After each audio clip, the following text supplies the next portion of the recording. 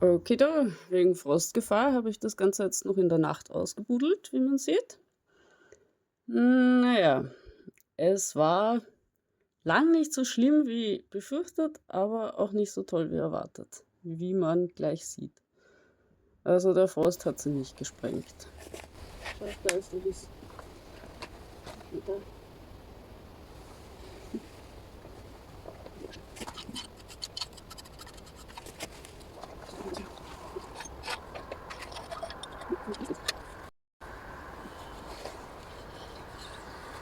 Mhm.